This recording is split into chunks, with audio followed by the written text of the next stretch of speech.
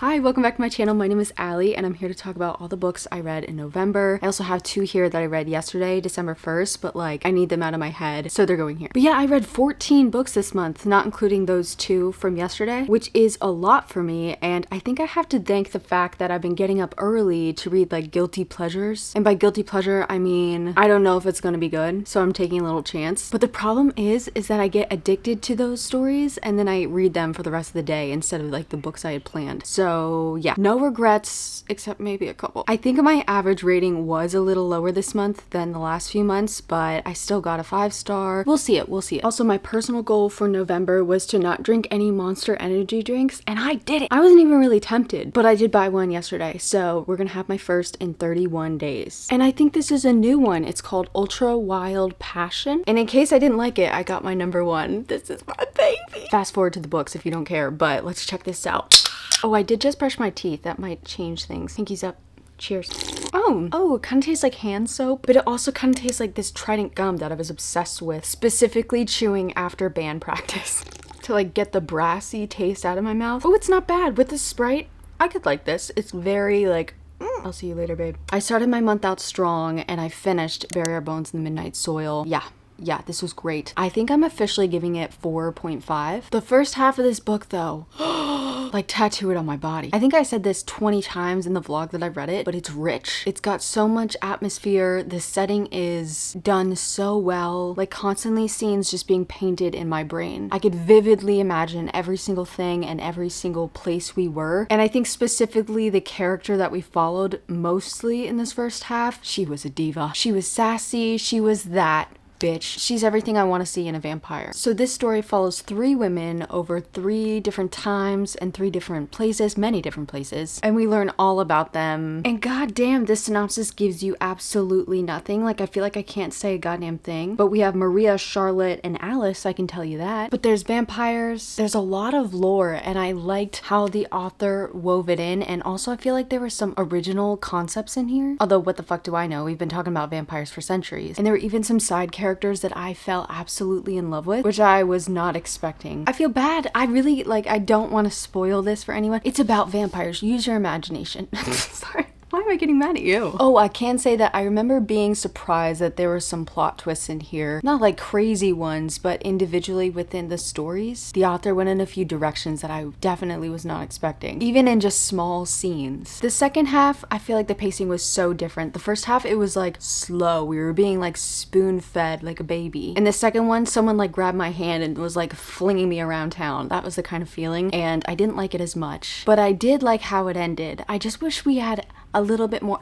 I would have read this if it was 2,000 pages. I really would. Genuinely would have ate it up. And I think like the second half is a 3.5 for me, but overall that first half was so fucking good that it's a 4.5. Okay. And I will be rereading it time and time again. I would say if you have any curiosity about this book at all, you absolutely need to read it. If you enjoy vampires, if you enjoy Catherine Pierce, ooh, if you enjoy lesbians, a lesbian Catherine Pierce. Okay, I really suck at doing wrap-ups. I'm sorry. I really like this book. What else can I say? Read it if you haven't already. Next up, okay, I started my guilty pleasure reads and I wanted to finish, that was my goal at first, to finish a few books that I had started a long time ago and not have to start from the very beginning. So just read it on my own and not worry about like catching up with the camera. So I finally finished The Mistake. This is the second book in a hockey romance series that's pretty famous, question mark? Like I read the first book back in college. It was called The Deal. And I think they might be making a TV show out of this. This second book though, I started in March, I think. And it was kind of an interesting plot choice because we had a freshman girl new at college and a junior hotshot on the hockey team, and he's like a playboy. They start flirting, they kind of hook up. He acts like an idiot, but he's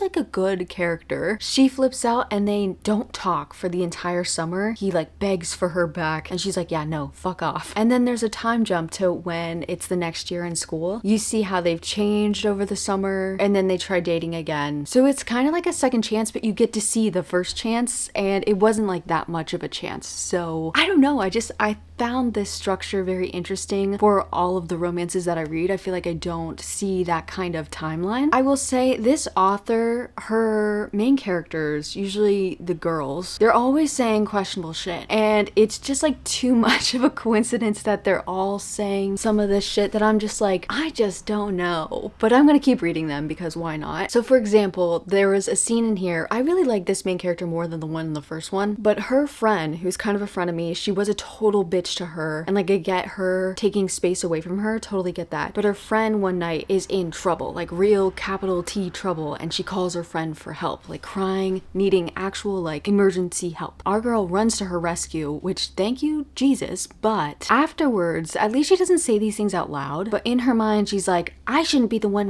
like that's your I don't even care if she's your friend. She was a girl in trouble and you should not be like, I don't care if you're my worst enemy. If you're in that situation, call me, bitch. I will be there for you, babe. I think I ended up giving this one a 3.25. I think there was a little bit of lull in the middle here, but overall I had a fun time. And then I did follow it up with the third book, and I started this book in like 2015. I read the first half of it, and then I could see the conflict coming, and I was like, oh, I hate conflict. And so I put it down. This author does a very good job of mixing like a rom-com energy with some heavier topics, and I think she does a great job with that, where it's still sort of silly and like they're in college, they're having fun, but then like, oh fuck, some of them are dealing with some actual crazy shit, but it doesn't ever feel, oh, this one was a little heavy. Well, I guess it just depends on what you're going through. Again, I suck at wrap-ups, but I ended up giving this one a 3.75. And this one was fun because we follow characters that we see in the previous two books, probably more so in the first book, but we have like the man whore of the hockey group, and then we just have a regular girl. She's been on and off again with her boyfriend for the past like 4 years, all through college, and she finally broke up with him for the last time. She doesn't want to get back together with him, and she knows she's weak, so she calls her friend, who was like the main character of the first book. She says, can I stay over?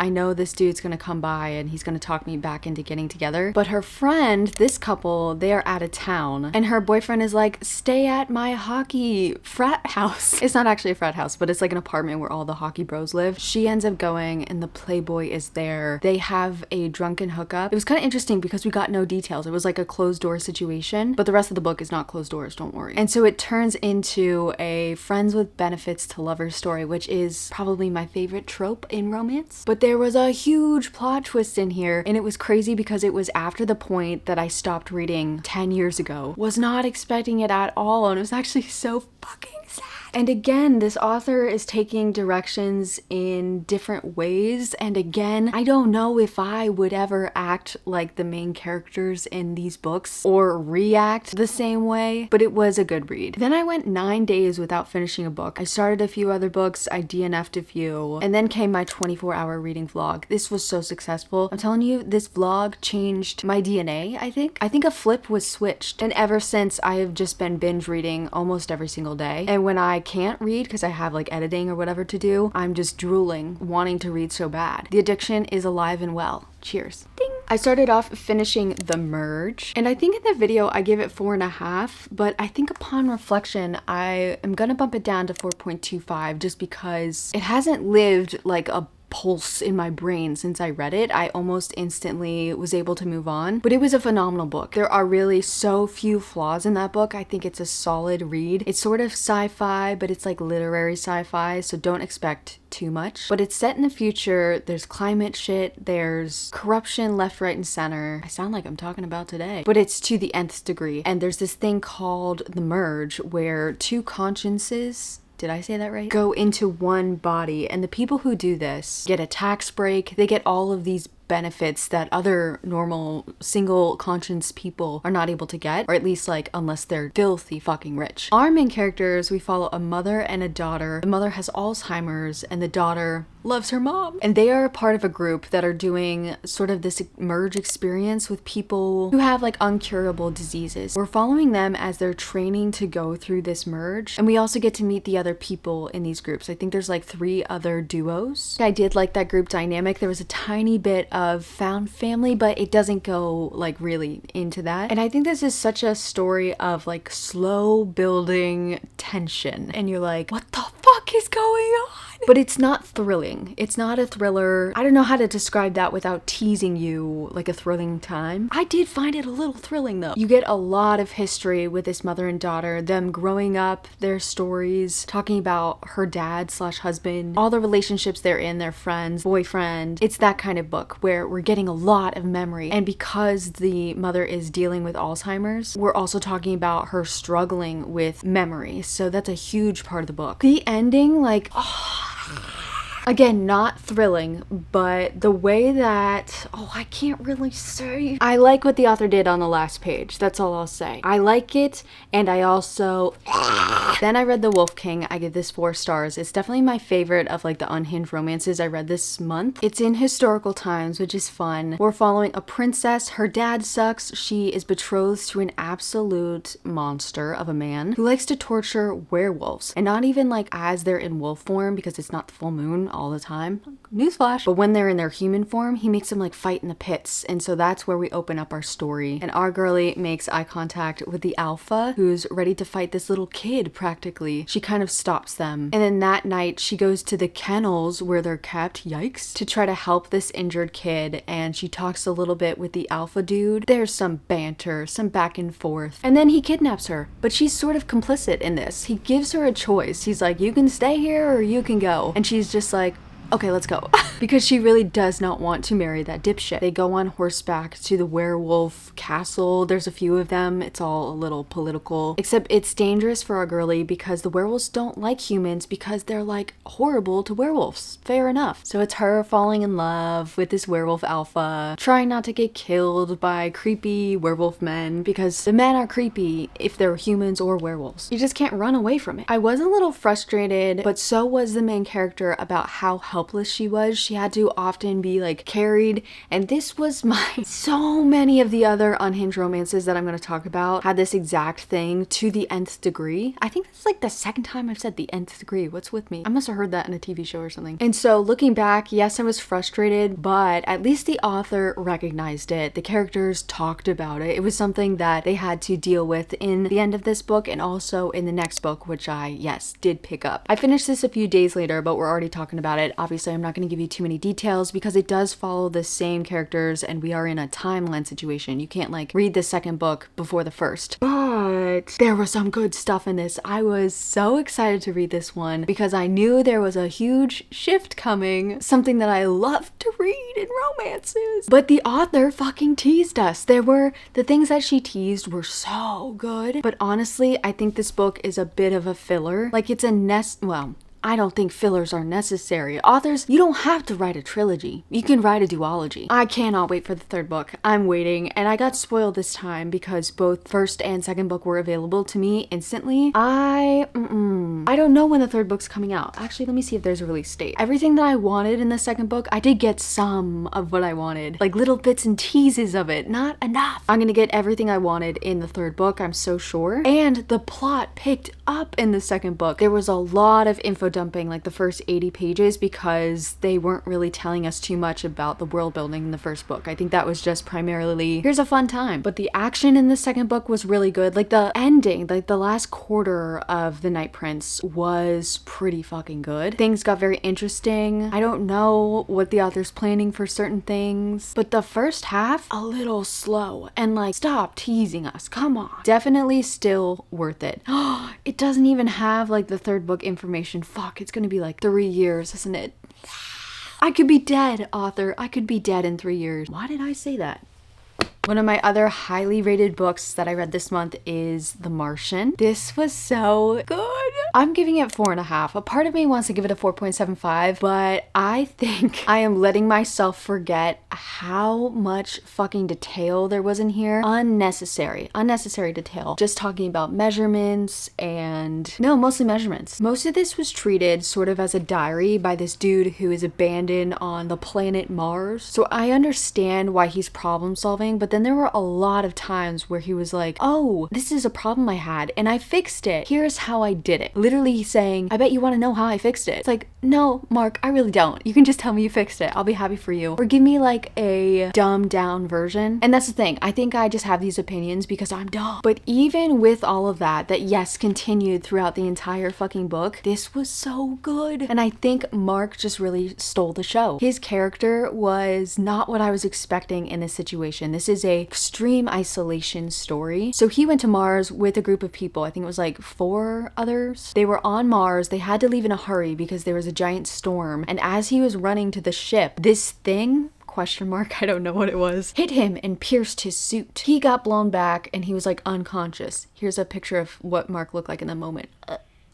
His friends made the decision because they couldn't even really find him. They were reading his levels and it just didn't look good. And honestly, Mark even said like, yeah, I would have done the same thing. But he's stuck here and the next mission to Mars is not for like another 4 years and he only has a year's worth of food to get him to survive. And there are also other issues about like the levels of oxygen and all these gases. I learned a lot about gases. Actually, I haven't because I can't even name more than oxygen. So you would think someone in this situation would be not in the best spirits. Mark was a chipper son of a bitch. If I didn't know better, I'd say he was doing coke the whole time. And I found a lot of comfort in his character because there were times when it looked bad. The situation was dire. His imminent death was not a year away, it was seconds away. And he would have moments where he'd be like, fuck. And then his next entry would be like 10 minutes later. He's like, okay, I've accepted that this sucks, but now I have to deal with it. I need to be proactive.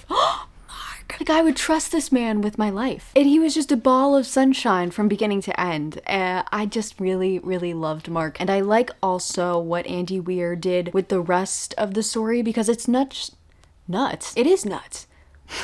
Sorry. It's not just his journal entries, and I don't want to say anything more because it doesn't say on the back, but there are other different types of narration. Definitely enjoyed it. I think this is such a different book than what I've read before and enjoyed. I got so many comments saying that the movie is even better than the book, which is like unheard of. And I was actually supposed to, I promised a few people that I was going to watch it like a couple days after my video. Yeah, I lied. I didn't mean to lie. I just totally forgot. So I'm going to be watching that soon, and I got so many comments saying that Project Hail Mary is even better than The Martian. So it's definitely on my TBR. And I think I'm gonna have to get a physical copy because I have so many little annotations in here, just an LOL. Also, November unlocked a new annotation for me. So like my main annotations are LOL, a little exclamation point. Obviously, sometimes I just like to rant in the book with my pen. I like to draw little hearts when things are really like...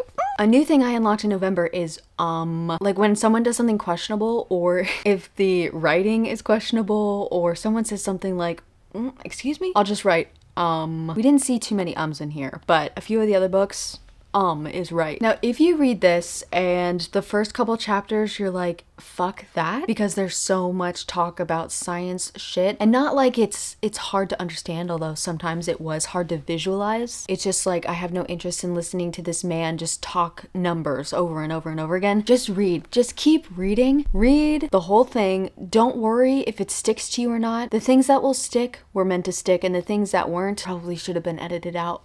The overall story, though, underneath all of that blah blah blah, blah is so good and so wholesome. This put me in such a good mood. I loved it. I think we've talked about it enough, but like, next up we have a 5-star. That's right, and an all-time favorite for sure. I read this for a Patreon vlog. You can check it out if you want. If not, I'm about to review it, so don't worry. But this was a 5-star prediction. It definitely met my expectations and then some. And I love it when that happens, because every now and then I'll have a 5-star prediction. It's like, yep, it's exactly what I thought it was gonna be. And it almost like hurts. It's almost like disappointing. This was not a disappointment at all. It was fucking phenomenal. And I haven't had a book make me think so many things in a while, and I am thankful.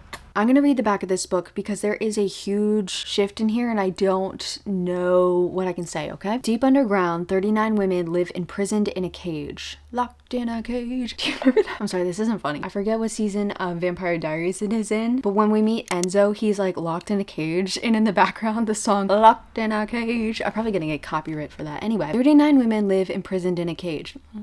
Watched over by guards, the women have no memory of how they got there, no notion of time, and only a vague recollection of their lives before. As the burn of electric light merges day into night and numberless years pass, a young girl, the 40th prisoner, sits alone and outcast in the corner. Soon she will show herself to be the key to the others' escape and survival in the strange world that awaits them above ground. And I know I said there's a huge shift, but this is slow. This is expository. This is very in your head. Not too much going on. I think that made it even crazier when any little thing happened. It was like, our main character, another very, very, very interesting character. And I kind of wanted, I know I read these sort of back to back, but I remember thinking the whole time, like, what would Mark do in this situation? Because this is another isolation story, which is interesting because she's in a group of all these other women. So she's not technically alone, but she is very isolated because she is the youngest girl by a long shot. I don't think any children were supposed to be kept in this cage. I think it was just supposed to be grown women, but she was like 3 maybe when they got her in here. And like the women aren't allowed to touch each other, so she never had like a hug when she was upset. She never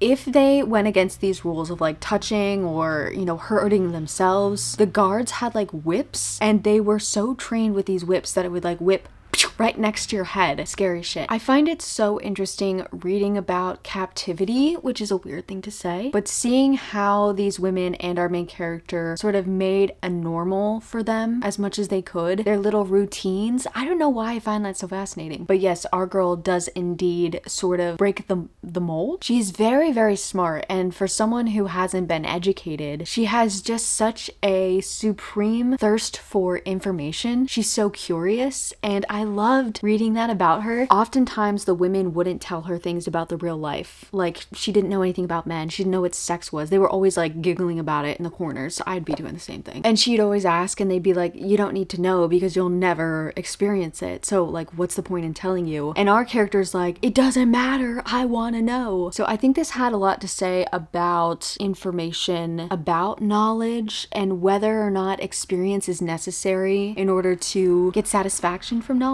I also loved seeing our young girl grow up because at the beginning she's writing like a journal. This is epistolary. I wasn't expecting that. So it is coming from the future. Oh, battery's dying. All right, I can't remember what I was going to say, but if you have any other books that are like very centered around isolation in any form, like it doesn't have to be the person being alone. It could just be them being like, you know, spiritually isolated. Please let me know your recommendations, especially if the character handles it differently than usual. So like Mark was chipper. He was upbeat, ready to go, go, go. And I would say that our main character of this book was also a problem solver, but she also had a very stoic way of being because probably psychologically, I don't want to get into it. It sounds like very traumatizing, but she definitely has a different way of looking at things than all the other women there. And I think it allowed her to survive and flourish in a way that other people would not be able to. But it also sort of made her more isolated because there was a community of people, and even as they sort of brought her into the fold, as she had more to give them, there was also some interesting things to say about community and knowledge and about how, anyway, I need to cut myself off or I won't stop talking about this, but fuck, what was I gonna say? But our character didn't really see community in the same way or seek out human relationships in the same way. I don't know, she was just a fascinating character, probably a little bit moodier than Mark, but I think Mark would have been fascinated by her. Why am I still talking about the Martian? Also, I'm pretty sure I underlined something on at least every single page, if not multiple things on every page. The writing was exceptionally beautiful. It was translated from the French. So I have 7 years of actual like school of French. Can't remember shit. I used to be able to read it pretty well. I've been out of practice, and every single year I have a goal that I'm going to relearn how to read French, and I'm going to read, I have like Twilight in French. I want to get this in French and read it. Oh,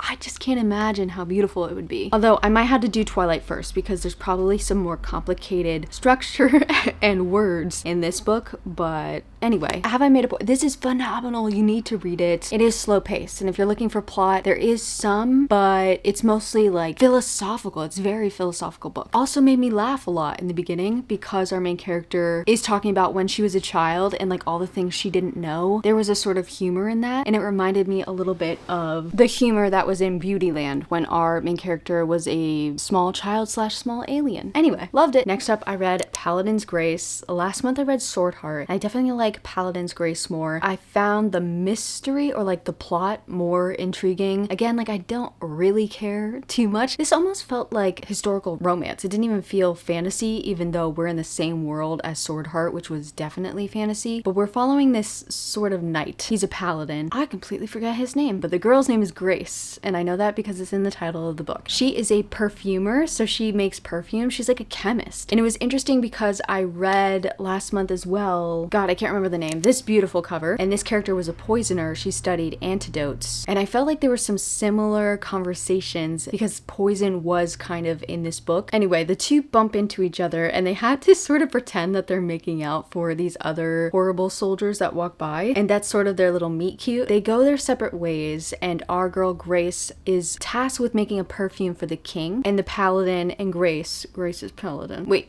and Paladin's Grace. They run into each other at this ball, this event where the king's there, and she's gonna present this perfume. And of course, she's thought of nothing else besides him since she met him, specifically because he smells like gingerbread. How cute! And he's been thinking about her because I don't think he's had sex in like 100 years or something. Without giving too much away, there are a couple killings. Well, there's a killer on the loose who's like beheading people, and that's kind of like a separate plot. But then there's someone poisoning someone, and of course, our girlie is looking a little bit guilty. So the paladin, Grace, and Grace's bestie are going to try to solve what's happening before any trouble can come to them. And I was kind of interested in this mystery, which I wasn't expecting because T. Kingfisher's mysteries, except for like What Moves the Dead, I'm just kind of like, I'm not in it for the mystery. I'm in it for T. Kingfisher's writing, her characters, her found family feeling, and it did not disappoint in this. This paladin dude, he's my favorite like love interest in a T. Kingfisher so far. Although I think he would get annoying if I had to read another book about him. This is the start of a series, so I will be continuing, but I think we're following different characters, which is very exciting. Something I want to talk about a little bit more later. Not this series, but like interconnected versus what's the opposite of interconnected series. Anyway, I want to give it a little higher, but I don't want to forget the fact that the miscommunication, and this is something in T. Kingfisher's books, it's also very Allie Hazelwood. I feel like the two of them are so close in my brain about the things that I love and the things that frustrate me. They also follow a lot of the same tropes in their romance plot lines. Like there's always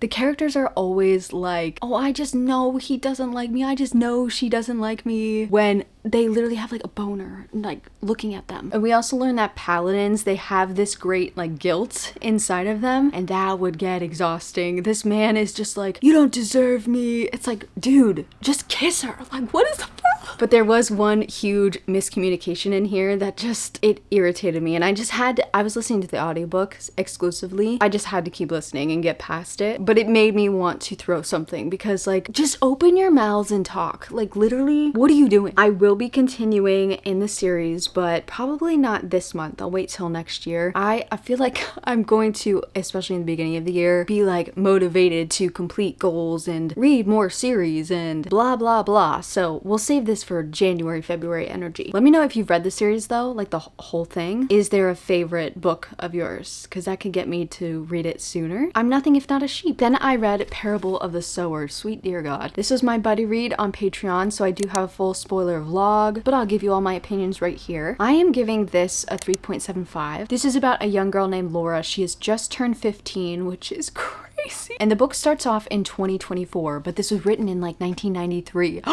It's kind of like in Back to the Future when they travel to 2015 and there's like flying cars everywhere, except no, there's just horrible things happening in here. So there are climate things happening that are just devastating to everyone. But then it seems to be in America, all shit has hit the fan. The people are feral, they're starving. Everything costs so much money, including like getting police or firefighter help. And why people need firefighter help is because there's this drug that makes people want to set fires. It's like this orgasmic thing. Lauren lives in a sort of gated community, and she's rather privileged, especially as the book goes on and we see like how the other people live. But she's very close with her family. She has her dad, her stepmom, and I think she has like 3 or 4 brothers. Her dad's a preacher. I think everyone is pretty much Baptist in this community, but we learn from like page 1 or 2 that our girl does not follow the same religion, but she's too much of a coward to tell her dad. And at the beginning of every chapter, there are these like little sayings, or I guess they're like scripture, and it's of her book that she's writing, like her Bible. It's called Earthseed, the Books of the Living. And they don't sound absolutely crazy at first or throughout the book, but it is interesting. And I don't know I don't know. Also, there's a big spoiler on the Goodreads synopsis, so don't read it, okay? Read the back of this book if you want to have the synopsis. You can pause right here, baby, because yeah, that spoiler, honestly, it prepared me for a couple things that were gonna happen. Look how I'm hugging this book. Like, this kind of emotionally damaged me. So I read this in sections, so I'll talk about it in sections. The first section, we learn more about this community. We learn a little bit about what's going on the outside. We learn that Lauren feels differently than the people around her. And we see as she builds Earthseed, this religion, and she's very, very confident in it. Not just for herself, but she has the urge to like share with others. I can't imagine being that confident ever in my life, let alone at 15 years old. And then the second quarter, just the last chapter of the second quarter, I think it was chapter 14, we see as things start to go to shit. Bad thing happens, and then another bad thing happens, and then it's like Armageddon. I don't even really know what Armageddon is, but it's like the apocalypse, right? Her whole world changes. Devastation, like fucked up shit is described, not like to Lauren, but she sees some things and what's happening just in the world. These people are so hungry that they're like eating each other. Dogs are killing people for food, but also there's horrible people out there that will take advantage of any situation and hurt innocent people. It was just a lot, and I had to put the book down for like a day or two after that one, but the rest of the book is much chiller. It sort of turns into a road trip kind of story, and she's not alone, thank God. You see as she builds these friends and she builds her own community. And actually I just thought about that, like the community she had in the beginning where she sort of felt like an outsider, and this one she's sort of the leader. And we see her talk more about this Earthseed thing. She starts like sharing passages and ideas to these people in the community. Some of them don't give a shit, that would probably be me, and other of them are very curious, and some of them are like, yeah, there's like a questionable relationship in here that was just kind of a little uncomfortable to read, but fuck it, it's the end of the world, you know? And then this is a series. The author wrote the second book, but then she died. So I will be trying to read the second book in December because I want to know sort of the direction that the author was going in with this religion. It wasn't really wrapped up. I thought there was going to be some crazy shit. Maybe she had planned on it being absolutely like, whoa, out there. I took it more like this religion as this is something that Laura needed. This allowed her to have a purpose, a direction, something to focus on, and give her a sense of peace. I cannot blame the girl for that because I can't imagine living through this shit. And I think the thing that really just made it so upsetting while reading it is that people are dealing with this shit today. Starvation, homelessness, not feeling safe where you live, being assaulted left and like, it's just yeah, it was rather heavy, but I will say like that first quarter, I remember being so surprised how easy it was to read because it was also epistolary. It was like a diary entry form. So at least we knew through every entry that Lauren was okay. You know, there was a sort of separation in that. And because we start the book off as she's a child, even though she is rather smart and a little precocious, it's very readable. It's very easy to grow attached to Lauren. And at times I was just kind of like, what's been going on, girl? Like I needed an update, please. And other times it's like, mostly that 14th chapter, like fucking God. I do think this was worth the read. I don't think I'm going to love the second book if it's more of what we got in the second half, because the second half was really slow, it was meandering. That's probably why it's a lower rating than like a 4. And like I couldn't see the direction where we were going, but also what the story's purpose was. Like I think the purpose of the second half was Lauren building a community, but like, excuse me? Did we need all that? I think if you're interested in survivalism,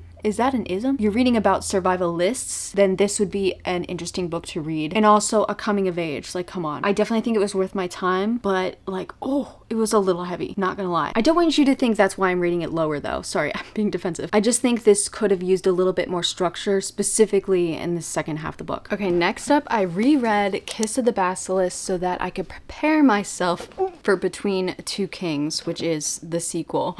They look so good together. Gonna be honest though, I need a break. It's funny because when I originally read it, it was called Split or Swallow, and I read it on Lindsay's website. So I was reading like one unhinged chapter a week, and instead I listened to this audiobook for 12 straight hours, and it was It was a lot. I mean, it was even a lot when I was reading it week by week. There was at one point, like, this is for the smut, like, doctorate degree level smut. She literally gets her pelvis shattered at one point. Like, it's not even fun, but it is. But yeah, it was a very different experience reading it all together instead of getting a little break. And now I need a big break. But I think this is just so unhinged, so smutty. Like, she committed. Lindsay, she's committed. That I have to give this a 3.5. I don't think I rated it the first time I read it because I read it in such a strange way. But I'm giving this a 3.5 for the absolute icon that it is. I will say, listening to it like this, the audiobook was really well done, by the way. I didn't realize how annoying the main character was.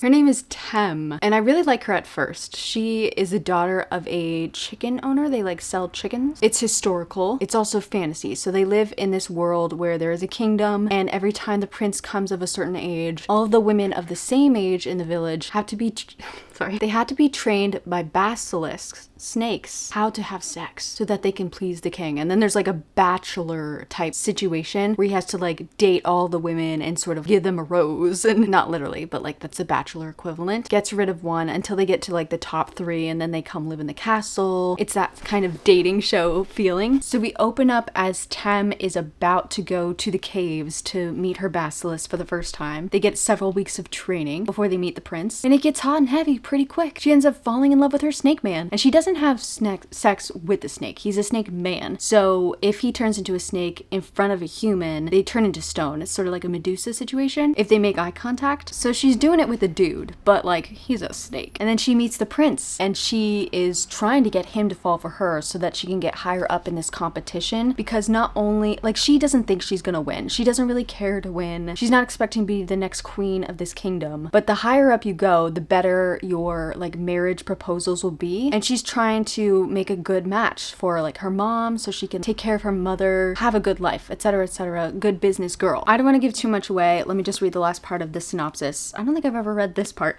The back of this book, split or swallow. I've said this a few times, so forgive me. It's just never gonna get old. There is one quote on the back, and it's from the author's mother. A wild ride. Sometimes, like, as I was listening to this, I just kept thinking, like, wow, her mom read this. I love that they're so close. With the tensions rising between the basilisks and the humans, oh, there is, like, a political thing. So there was a war back in the day between the basilisks and the humans somehow won. I can't even remember how, because that's crazy. But as, like, a peace offering, this is the deal they have, that the basilisks are allowed to live, but they have to sex train the future queen. Tem is suddenly torn in 2 directions. As her bond with Caspin deepens, that's the snake dude, so does her connection with the prince. When she uncovers a terrible secret about the royal family, Tem finds herself caught between 2 worlds, neither of which she can survive without. And I wish I could tell you about the most unhinged scene in here. Oh, should I just tell you and you can skip ahead if you don't want to know? Okay, I'm gonna do it. Spoiler, fast forward if you don't want to know something. Happens in the middle of the book. It's not like pivotal to the plot, it's a smut thing. She has to have sex with the snake man's dad.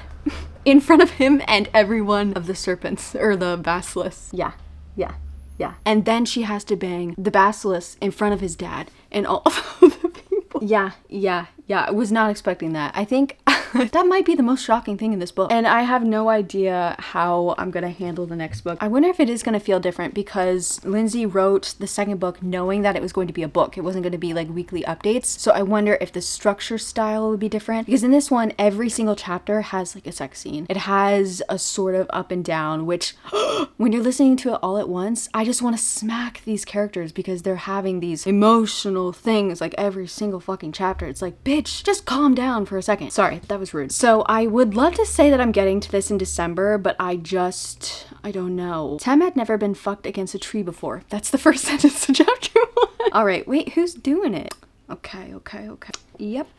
Smells good. Another one of my early morning reads was The Females. Now, I talked about this in this video. The Wolf King was on there. Another book we're going to talk about was on there. The Females was one of the most I was excited to read. And it was a little disappointing, but I did read the first and second book back to back. So the first chapter, we find out that we are in the future. So it's almost sci-fi, but also there are ogres, vampires, demons, incubus, fortune telling. Like there's all this fantasy stuff in it as well. But it's come to a point in time when there are not very many women being born, and so there is a birthing problem. What's it called? Fertility crisis going on. They found out that different species can also like breed. The conversations about having children, and it's just a lot. But we open up the book with our main character Charlie. She lives with her parents illegally. Like, no one knows that she's alive. Whenever people come to the house, she has like a little trap door in the bottom of the floor and she hides in it. She's 25 years old and hasn't been caught yet, because if she is caught, first of all, her family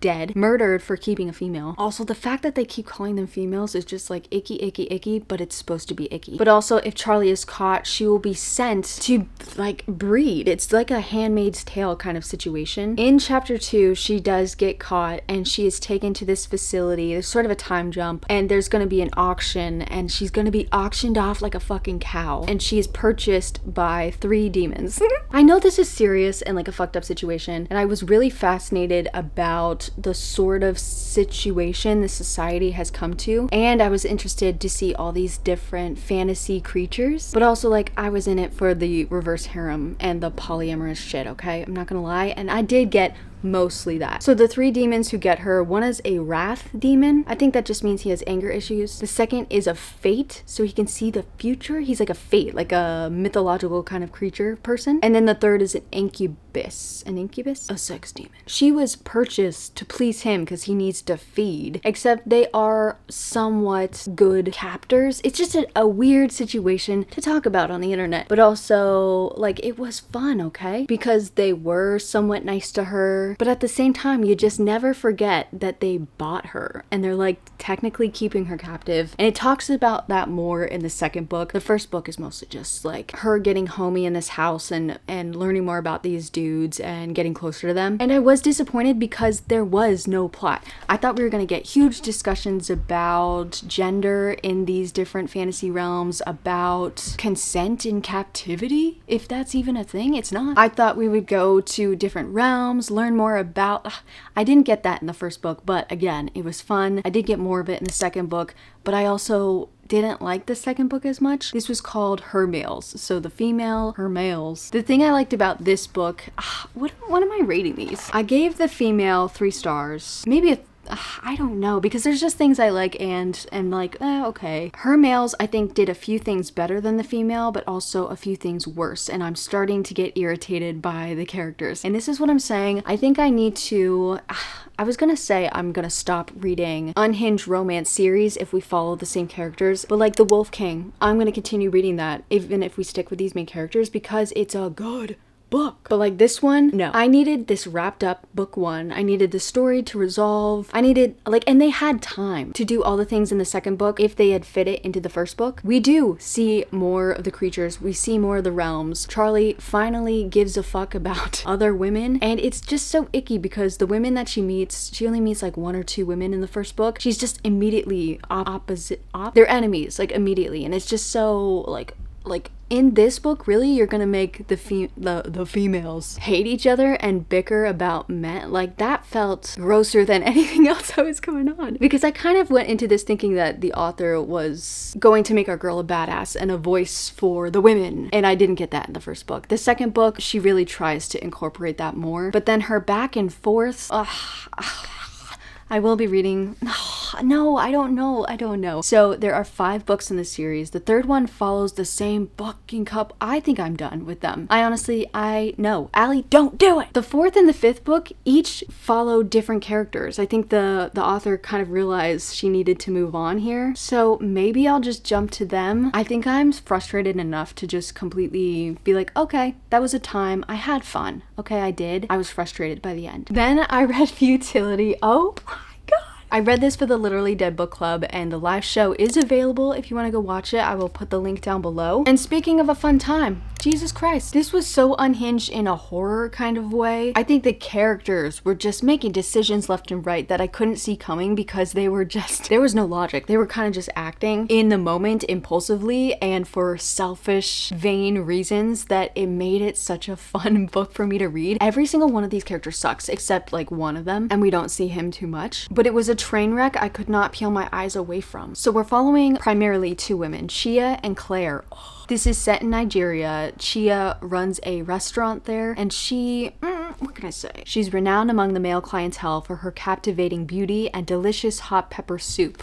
But her hot pepper soup has a secret ingredient, and her beauty is not what it seems. Now, don't be thinking that we're gonna talk too much about the soup. I thought maybe that was gonna be a huge point, first of all, because the cover. We learn about it very quickly, and then we don't really dwell on it. So just keep your expectations like that. Claire, she is a racist 50-year-old white lady living in Nigeria. She has she's a cougar. She's basically paying for the attentions of this dude, and she's just the most awful character I think I have read maybe ever. That can't be right, but she sucks. And the entire time you're just waiting for her to get chopped up or something. But the things that come out of her mouth, despicable. It says, betrayed by the men in their lives, the two women seethe with rage and bitterness. When a trickster spirit offers them the gift of revenge, they cannot resist. That is an element that was very fun and mystical and gross. It's also funny because you see these women being wronged by men, and I was about to put quotation marks, but they are, and you see them trying to enact revenge, but they just don't know when to stop. They can't, because it's not just revenge that they're seeking some sort of something. I guess I don't want to go into spoilers here. We go into spoilers in the live show, so definitely check that out if you want some more details. A lot of people DNF'd and gave this 2 stars, so just a warning, maybe try this from the library before you purchase it. Unless you're a weird fucker like me, then buy the book. I also listened to the audiobook at the same time, and the audio narrator did an excellent job, so I would recommend it that way as well. This has a very specific type of writing style where it's very exclamatory. Is that a word to describe? There's also a glossary at the end of different Nigerian words, and the characters use them over and over, especially Chia. She says shege after a lot of sentences, and so it feels very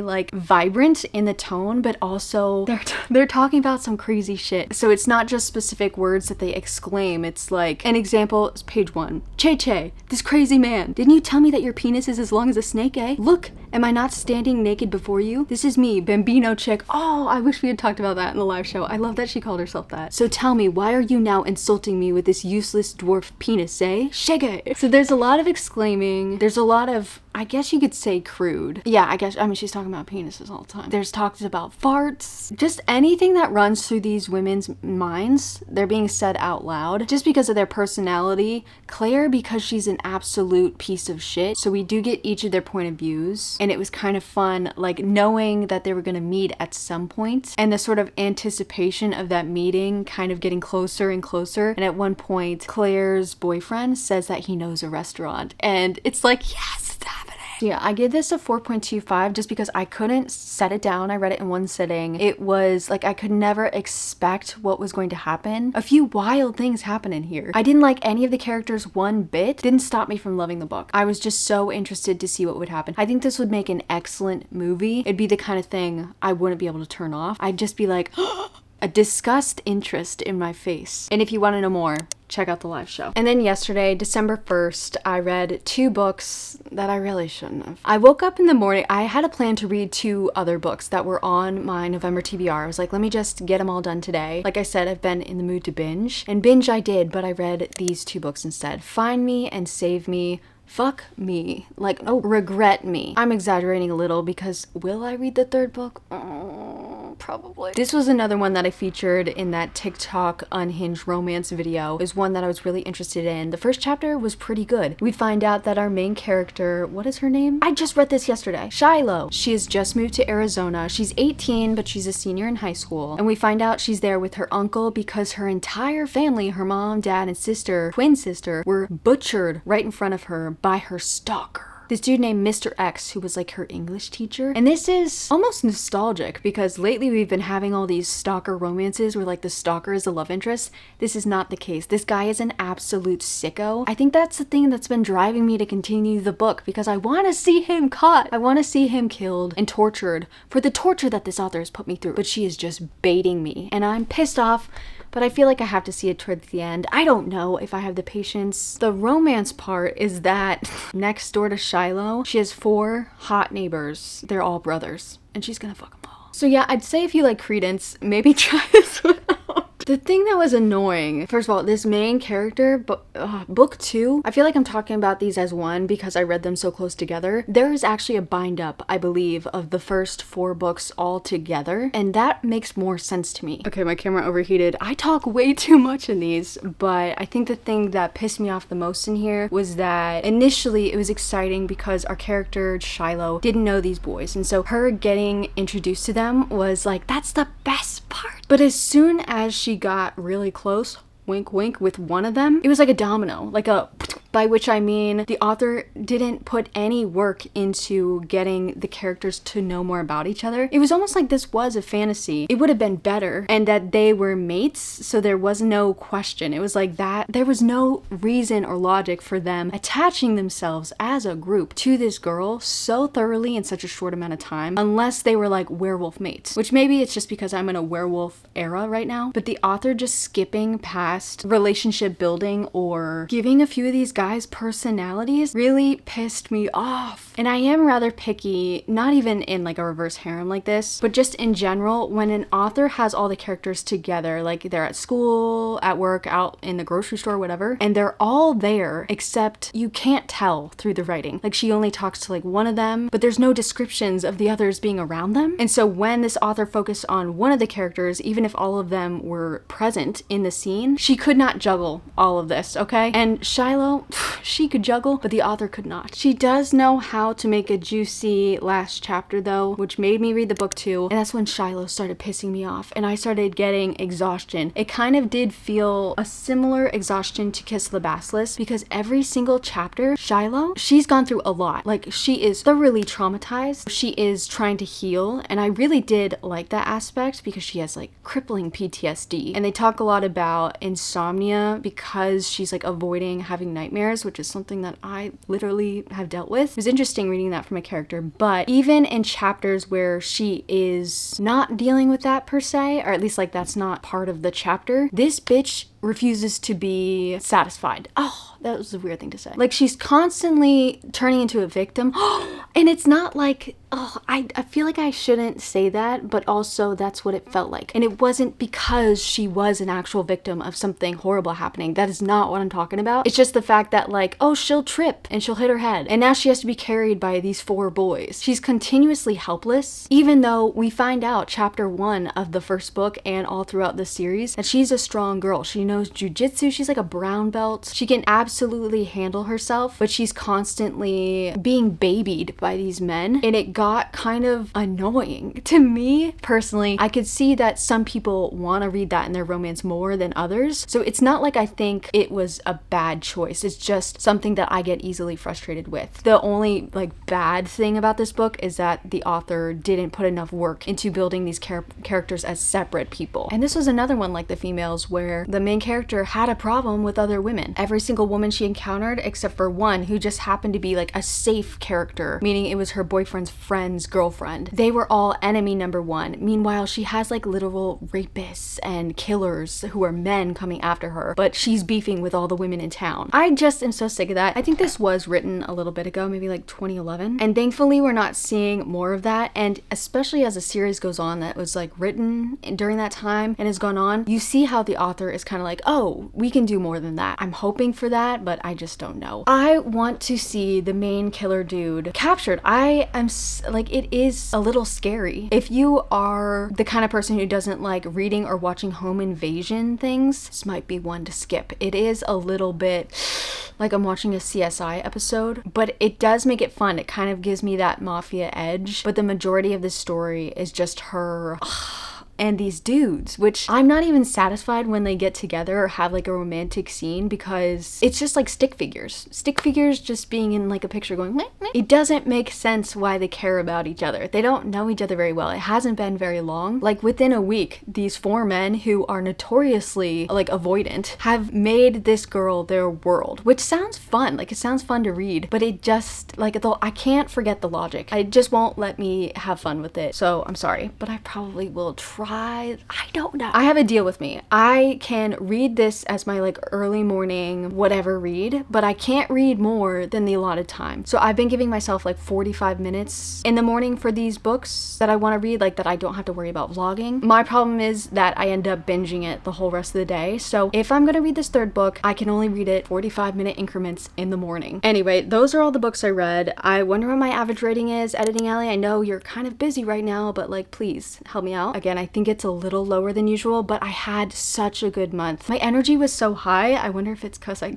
quit the energy drinks. I don't know. Life was a little bit easier, smoother, and I just wanted to read so much, and I had fun reading. I read a lot of these on my own and not in vlogs, so I'm sorry, but also I think that did add to a little bit of the fun. Anyway, December, I didn't do a TBR. For those of you that have stayed to the end, I'll give you a little treat. Oh, this is way too long, but I guess if you're sick of my voice, you already clicked off. A couple of the books I'm hoping to get to. I only stick to my word about 23% of the time, by the way. This is my Patreon buddy read, so this is definitely happening. I'll be reading Fox by Joyce Carol Oates, All Fours. I want to finish Wuthering Heights, Vicious, Captive Prince. I'm just giving you all the tea. I might get to, I'm thinking of ending things, The Second Death of Locke, Eileen, and The Night and the Moth. Might get to a couple sequels, and I might end up battling The House of Leaves. I'm scared, but so excited.